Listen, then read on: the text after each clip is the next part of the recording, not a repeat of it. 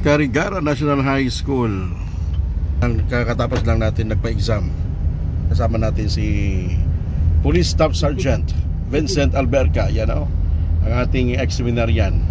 Siya po ang ating kasama lagi sa ating vocation campaign, na kahit saan yung serbisyo 24 oras, hindi na papagod.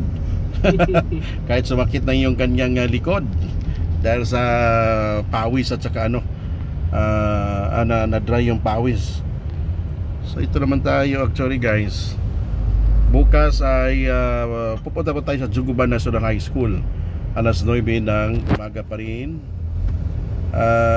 Dito pa rin sa Carigara, Leyte.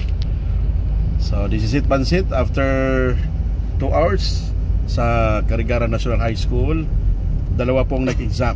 Ang isa po ay isang ex-seminarian, pero minor seminarian po siya sa Palo, Leyte. Just 1 year ang kanyang pag-stay sa loob ng seminaryo dahil umuwi po siya nung siya po ay grade 7 dahil sa kadilahanan ng nagkasakit ang kanyang lola. Napakatangkad, 5'11". So I hope na papasok sa seminaryo.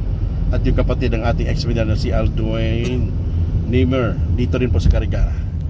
Yan po ang ating update. Uwi na po tayo dahil tanghalian na. Carigara.